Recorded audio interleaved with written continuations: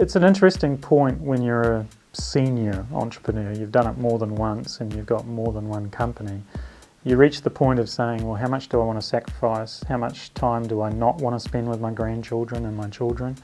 And you turn around and say, well, actually, if you look at it in societal terms, if you spend all of your life learning and none of your life teaching, what was it all about? Having worked in some very innovative towns, if you like, particularly in Scandinavia, where the ecosystem around that supports that constant design, innovation, new products.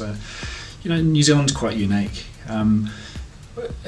There's elements and places in New Zealand where that creativity exists. I don't think we've necessarily harnessed it.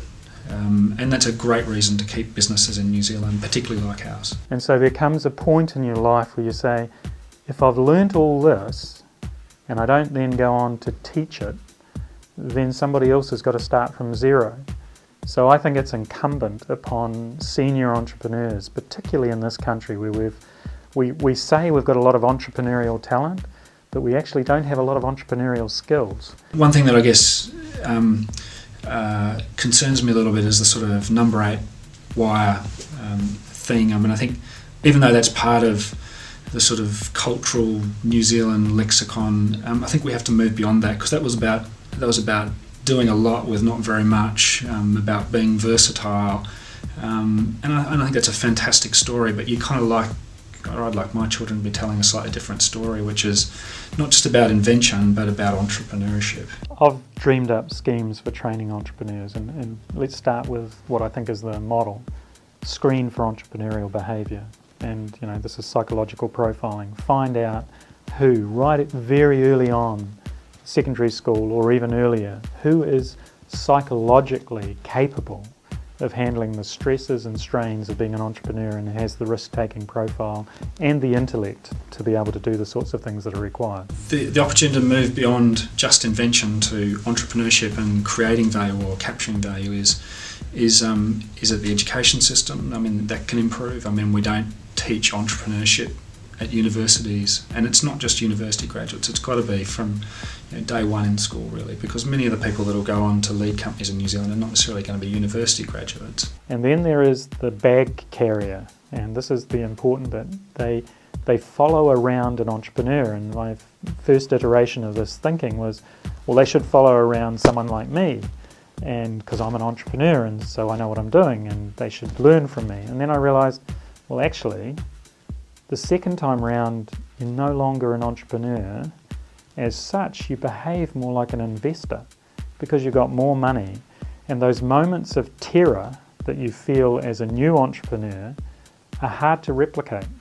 So now the bag carrying, the university graduate profiled for entrepreneurship, is actually working with a younger entrepreneur who's perhaps going through something for the first time, and has a senior entrepreneur mentoring both of them at the same time.